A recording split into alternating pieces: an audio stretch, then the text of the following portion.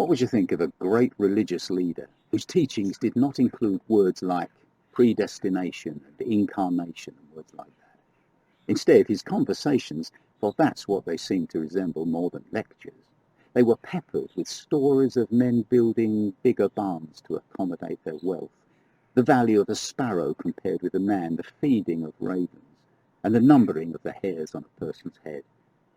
All of these references occur in one chapter of Luke's Gospel. You know, if Jesus had chosen to, he could have blinded the most brilliant minds of his day and every day with profound philosophy.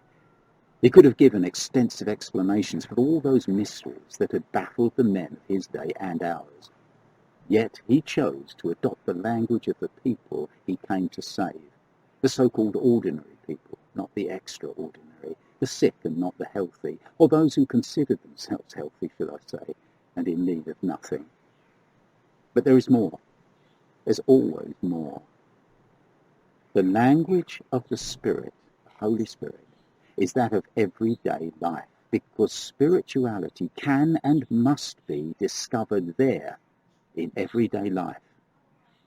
A son returning home after years of wandering, a sheep being found, the provision of food for birds and animals, the death of a loved one, a funeral, a wedding, eating and drinking, all these things Jesus spoke of.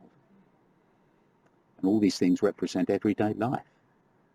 Whilst Jesus was obviously seeking to communicate deep truths, he was also saying, you will be surprised when you enter into the King's presence above.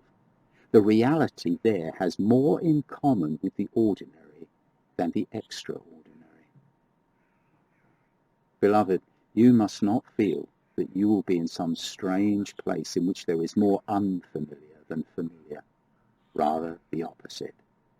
The sweetness of that place will be all that you've ever known and loved, but heightened to a degree unimaginable. Ben-Hur sees Jesus carrying his cross through the streets of Jerusalem. And he says in wonder, I know this man.